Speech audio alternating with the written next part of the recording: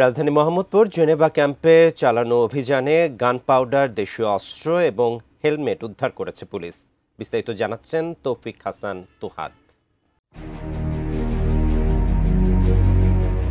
মাদক ব্যবসা, ছিনতাই ও সন্ত্রাসী কর্মকাণ্ডের কারণে দীর্ঘদিন ধরেই আতঙ্কের নাম জেনেভা ক্যাম্প।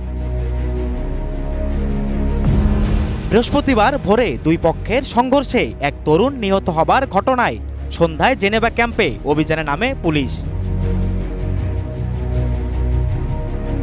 অভিযানে উদ্ধার করা হয় গান পাউডার, দেশীয় অস্ত্র এবং হেলমেট। 32 ইঞ্চি জেভিকো টিভি এখন মাত্র 15,000 টাকায়, সাথে পাচ্ছেন 3 বছরের প্যানেল ওয়ারেন্টি। মাদক কমাতে এবং সন্ত্রাসীদের দৌরাত্ম্য নিয়ন্ত্রণে আনতে অভিযান অব্যাহত থাকবে বলে জানান মোহাম্মদপুর জোনের অতিরিক্ত উপ পুলিশ কমিশনার। আমরা গান পাউডার জব্দ করেছি, উদ্ধার করেছি যেগুলো দিয়ে ককটেল তৈরি করা হয় এবং সেটা সমাজের শান্তি শৃঙ্খলা নষ্ট করা হয়। এরপরে আমরা কিছু দেশীয় অস্ত্র আমরা উদ্ধার করেছি। সফল অভিযান পরিচালিত হয়েছে, এই ধারাটা অব্যাহত থাকবে।